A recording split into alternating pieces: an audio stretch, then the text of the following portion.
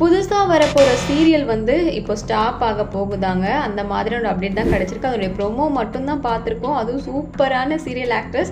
So அவங்களோட serial drop ஆகுதுன்னு கேள்விப்பட்டதுமே ரொம்ப ஷாக்கிங்காக இருக்குது. எந்த சீரியல், யார் நடிக்க போகிறது, ஆனால் எந்த சேனல் அப்படின்றதையும் பார்த்துடலாம். அதாவது ஜீ தமிழில் தமிழ் சீரியல் அப்படின்னு புதுசாக வரப்போகுது இல்லையா, அதனுடைய ப்ரோமோ கூட ரிலீஸ் பண்ணியிருந்தாங்க. ப்ரோமோவே சூப்பராக இருந்தது. அதில் ஆக்ட்ரஸ் ஃபௌசி தான் வந்துட்டு ஹீரோயினாக பண்ணுறாங்க. அவங்களுக்கு பேர் பண்ணி சுஜய் கவுடா பண்ணுறாங்க.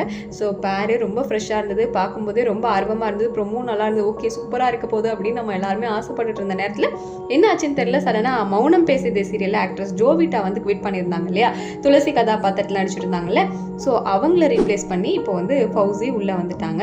இப்போ ஃபௌசி உள்ளே வந்துட்டாங்கன்னா தமிழ் சீரியல் என்ன ஆகுது அப்படின்ற எல்லாருக்குமே ஒரு பெரிய குழப்பம் இருந்தது. ஏன்னா தமிழில் ஹீரோயினாக பண்ணிட்டு மௌனம் பேசியதையும் அட் அ டைமில் எப்படி 2 சீரியலில் ஹீரோயினாக பண்ண முடியும்? அதுக்கு வாய்ப்பு ரொம்ப ரொம்ப குறைவு இல்லையா?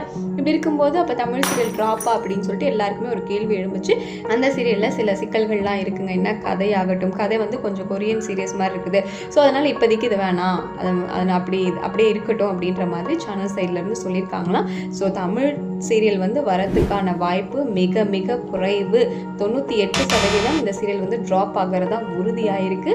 ஸோ பார்ப்போம். நீங்கள் என்ன நினைக்கிறீங்க? ஃபௌசி வந்து மௌனம் பேசுறதுலேயே நடித்தா நல்லாயிருக்கும்னு நினைக்கிறீங்களா, இல்லை தமிழ் சீரியலில் நடித்தா நல்லாயிருக்கும்னு நினைக்கிறீங்களா அப்படிங்கிறத கமெண்ட்டில் சொல்லுங்கள்.